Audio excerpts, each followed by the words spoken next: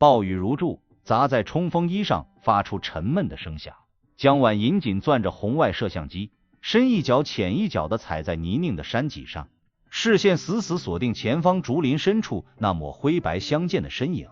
那是全球仅存不足100只的白颈长尾雉，也是他此次科考的核心目标。再靠近一点，就能拍到繁殖期的行为影像了。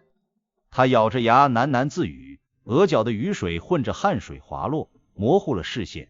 为了这次考察，他筹备了整整半年，穿越了3座无人区，就是为了填补白颈长尾雉繁殖习性研究的空白。突然，脚下的山体骤然塌陷，碎石混合着泥浆，瞬间将他吞噬。失重感传来的瞬间，江晚银下意识地将摄像机护在怀中，耳边是呼啸的风声和山体滑坡的轰鸣。意识消散前，他最后看到的是那只白颈长尾雉惊飞的身影，以及天边骤然裂开的一道诡异紫电。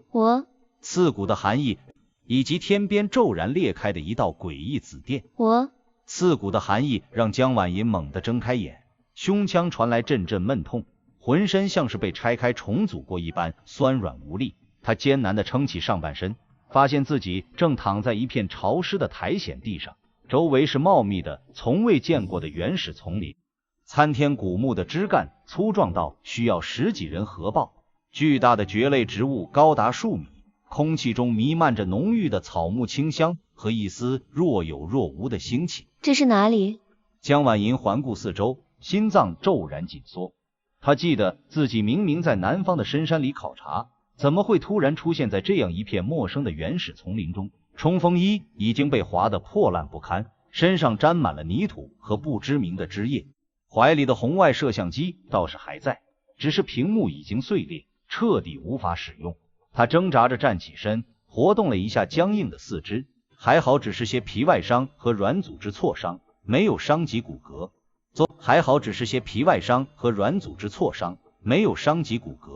作为常年野外考察的研究员，江晚银很快冷静下来，开始分析现状。陌生的植被类型，不同的空气湿度，远处传来的从未听过的动物嘶吼声，这里绝对不是他熟悉的地球。难道是穿越？这个只在小说里看到过的词汇，此刻却成了最合理的解释。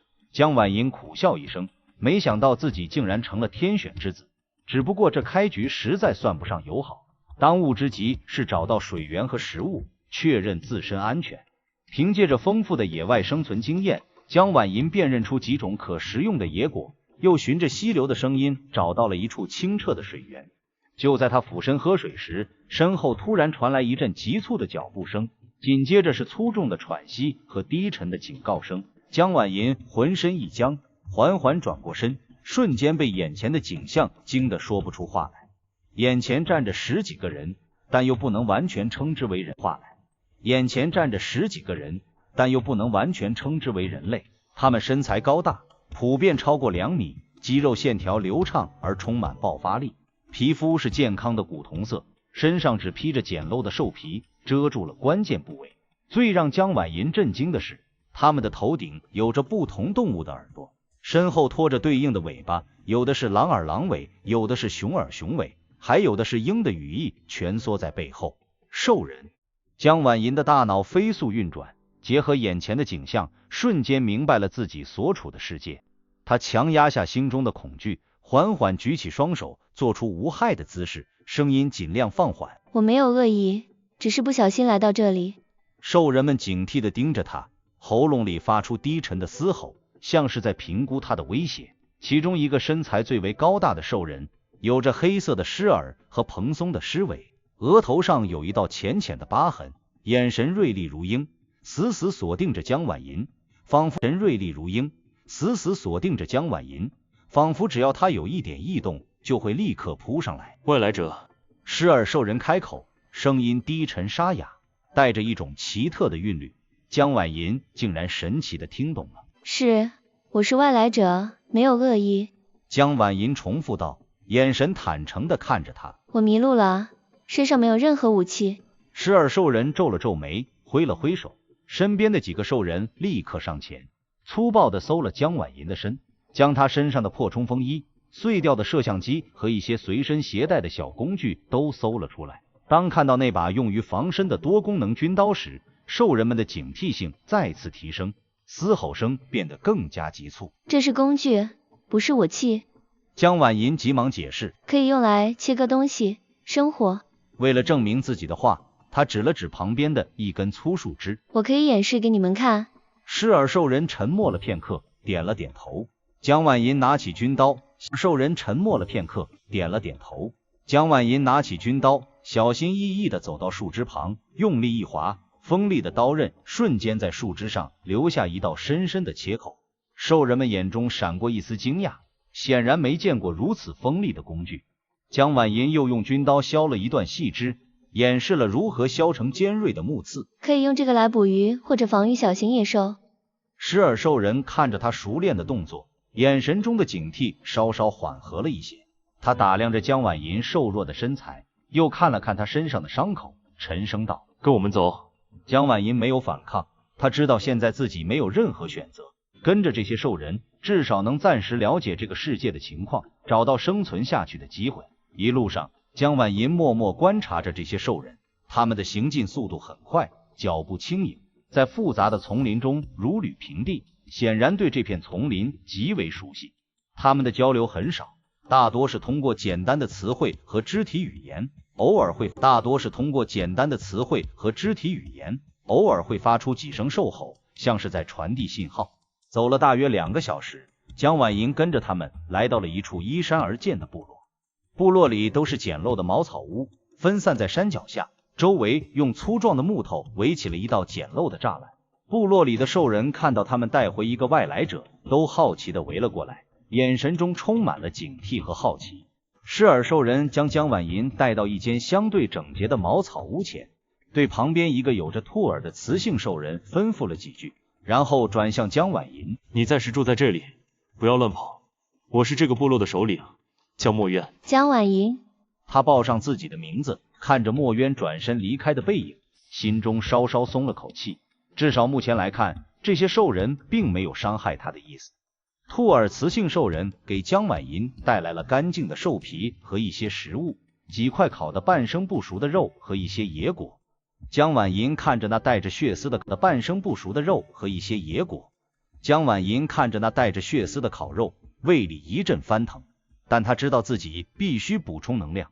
他谢过兔耳兽人，将野果先吃了，又勉强咬了一口烤肉，艰难地咽了下去。接下来的几天，江婉银都待在部落里，尽量不引人注目，同时默默观察着这个部落的情况。他发现这个兽人部落的生产力极为低下，他们靠狩猎和采集为生，狩猎工具只有简陋的石斧和木矛，往往需要付出很大的代价才能捕获到猎物。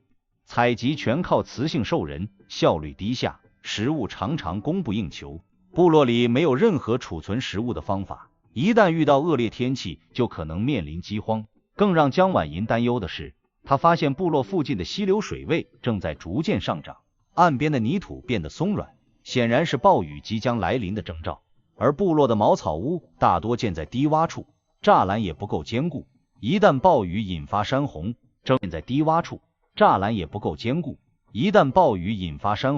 整个部落都将面临灭顶之灾。江婉银的语气严肃，部落的位置太危险了，必须尽快转移到高处，否则后果不堪设想。墨渊皱了皱眉，显然没有将他的话放在心上。暴雨每年都会有，我们在这里生活了很久，不会有事。这次不一样。江婉银急了，我观察过岸边的泥土，含水量已经达到了饱和，而且上游的山势陡峭，一旦暴雨持续，山洪的威力会很大，简陋的栅栏根本抵挡不住。他顿了顿，又补充道，我还发现部落附近的猎物越来越少了，你们狩猎的范围越来越远，受伤的人也越来越多，不是吗？墨渊的眼神变了变，江婉银说的没错，最近几个月狩猎确实越来越困难，猎物的数量明显减少，部落里已经有几个兽人因为狩猎重伤，失去了行动能力。你有什么办法？墨渊沉默了片刻，失去了行动能力。你有什么办法？墨渊沉默了片刻，终于问道。他能感觉到，这个外来者虽然身材瘦弱，但眼神中有着一种他从未见过的笃定和智慧。看到墨渊愿意听自己的建议，江婉银松了口气。首先，必须立刻组织部落成员转移到后山的高处，那里地势开阔，而且有岩石遮挡，相对安全。其次，我们可以利用这段时间搭建更坚固的住所，储存足够的食物和水源，应对暴雨天气。另外，关于猎物减少的问题，我或许有办法解决。墨渊看着江婉莹认真的眼神，最终点了点头。好，我相信你一次。如果你的办法没用，你必须承担后果。得到墨渊的支持后，江婉莹立刻开始行动。她先跟着墨渊查看了后山的地形，选定了一处地势较高、排水良好的平缓地带作为新的部落驻地。然后，她开始指导兽人们搭建新的住所。我们不能再搭茅草屋了。我们不能再搭茅草屋了，不防雨也不坚固。江婉莹指着旁边的竹子和藤蔓，可以用粗壮的竹子作为框架，然后用藤蔓将竹子紧紧捆绑在一起，外面铺上一层厚实的芭蕉叶，再抹上混合了茅草的泥土，这样的屋子既防雨又保暖。兽人们虽然对江婉莹的方法充满怀疑，但在墨渊的命令下，还是按照他的指导开始搭建。江婉莹亲自示范如何捆绑藤蔓，如何混合泥土，如何铺设芭蕉叶。他发现兽人们虽然不懂得建筑技巧，但动手能力极强，而且力气很大，搭建速度远超他的预期。在搭建住所的同时，江婉莹又指导雌性兽人们储存食物。这些野果可以晒干，保存时间更长。肉类可以用烟熏的方式处理，这样不仅能防腐，还能让肉更有味道。江婉莹指着部落里晾晒的野果和架在火上熏烤的肉类，对负责采集的雌性兽人说道。另外，我们可以多采集一些可食用的植物种子，储存起来，万一遇到饥荒，也能有备无患。解决了住所和食物储存的问题，江婉莹开始着手解决猎物减少的问题。她跟着狩猎队深入丛林，仔细观察着猎物的踪迹和习性。经过几天的观察，她发现猎物减少的主要原因有2个，一是过度狩猎，导致猎物数量锐减；二是丛林中的一些小型食肉动物抢夺了大量的猎物资源。我们不能再无节制的狩猎啦。江婉莹对墨渊和狩猎队的成员说道。每种猎物都有自己的繁殖周期，我们应该避开它们的繁殖期，只狩猎成年的雄性猎物，留下雌性和幼崽，这样才能保证猎物的数量不会越来越少。另外，丛林里的狐狸和黄鼠狼这些小型食肉动物抢夺了很多我们的猎物。江婉莹继续说道。我们可以设置一些陷阱，捕捉这些小型食肉动物，既能减少它们对猎物的抢夺，也能增加部落的食物来源。墨渊听着江婉莹的话，眼中闪过一丝惊讶，他从未想过狩猎还有这么多讲究。他立刻下令让狩猎队按照江婉莹的建议行事，避开猎物的繁殖期，只狩猎成年雄性猎物，同时设置陷阱捕捉小型食肉动物。江婉莹还教给狩猎队如何根据动物的脚印、粪便和气味判断猎物的种类、数量和行进方向，大大提高了狩猎的效率。他甚至根据自己对动物习性的了解，指导狩猎队在猎物经常出没的地方设置诱饵，让狩猎变得更加轻松。就在新部落的住所即将搭建完成，食物也储存的差不多的时候，暴雨如期而至。倾盆大雨疯狂地砸向地面，山洪从上游咆哮而下，淹没了原来的部落驻地，简陋的栅栏被冲得粉碎，茅草屋也瞬间被冲垮。站在后山的高处，看着山下被洪水淹没的旧部落，兽人们都露出了后怕的神情。如果不是江婉莹坚持让他们转移，恐怕整个部落都会被洪水吞噬。谢谢你，江婉莹。墨渊走到江婉莹身边，声音低沉而真诚，这是他第一次主动向江婉莹表达感谢。江婉莹笑了笑，不用谢，我们现在是一家人，互相帮助是应该的。暴雨持续了3天3夜，在这3天里，江婉莹又教给兽人们很多生存技巧，如何过滤雨水，保证饮用水的安全，如何在雨天保存火种，如何利用简陋的工具治疗风寒和外伤。他带来的多功能军刀和一些急救药品，也在这个时候派上了大用场，救治了好几个因为淋雨而生病的兽人。经过这次暴雨的考验，江婉莹在部落里的地位彻底稳固了。兽人们不再把他当成外来者，而是把他当成了部落的功臣，对他充满了尊敬和信任。无论是狩猎、采集还是搭建住所，大家都会主动征求他的意见。暴雨过后，江婉莹无论是狩猎、采集还是搭建住所，大家都会主动征求他的意见。暴雨过后，江婉莹又开始思考如何进一步改善部落的生存环境。他发现部落附近有一片开阔的平地，土壤肥沃，适合种植。于是他决定教授人们种植农作物。我们不能只靠狩猎和采集为生，这样太被动了。江婉莹拿着一些采集到的可食用植物种子，对兽人们说道：如果我们把这些种子种在地里，精心照料，等到成熟的时候，就能收获大量的食物，再也不用担心食物短缺的问题了。兽人们对种植一窍不通，都好奇的围过来看。江婉莹亲自示范如何翻土、播种、浇水和施肥。他用树枝制作了简单的农具，教兽人们如何使用。墨渊也亲自参与进来，跟着江婉莹学习种植技巧。在种植的过程中，江婉莹还发现了一个问题：部落里的兽人们虽然团结，但缺乏有效的协作机制。狩猎队、采集队和种植队各自为战，常常出现重复劳动或协作机制。狩猎队、采集队和种植队各自为战，常常出现重复劳动或者劳动力不足的情况。于是他找到了墨渊，提出了建立协作机制的建议。我们应该根据每个兽人的能力进行合理的分工，力气大的兽人可以加入狩猎队和建筑队，细心的雌性兽人可以负责采集和种植，懂得治疗的兽人可以专门负责部落成员的健康，这样分工明确，就能提高效率，避免浪费劳动力。墨渊完全同意江婉莹的建议，他按照江婉莹的想法，对部落里的兽人进行了分工，建立了明确的协作机制。同时，江婉莹还建议设立一个议事会，由部落里的长老和各队的负责人组成，遇到问题时共同商议解决，让部落的管理更加有序。随着协作机制的建立，部落的生产力得到了极大的提升，狩猎队的效率更高了，采集队收获的食物更多了，种植地里的农作物也长得生机勃勃，部落里的食物越来越充足，兽人们的生活也越来越好了。在这个过程中，部落里的食物越来越充足，兽人们的生活也越来越好了。在这个过程中，江婉莹和墨渊的关系也越来越近。墨渊总是会在狩猎回来后，第一时间找到江婉莹，把最肥美的猎物肉留给她。在江婉莹指导大家种植和搭建住所时，墨渊会默默站在她身边，为她挡开拥挤的人群，帮她完成重活。当江婉莹因为思念家乡而难过时，墨渊会安静地陪着她，用自己的方式安慰她。江婉莹也渐渐发现，墨渊虽然外表看起来冷漠严肃，但内心却非常温柔细心。他总是把部落成员的安危放在第一位，为了部落的生存，不惜付出一切。江婉莹开始习惯了身边有墨渊的存在，习惯了他的保护和陪伴。这天，狩猎队在狩猎时遇到了一头异常凶猛的黑熊。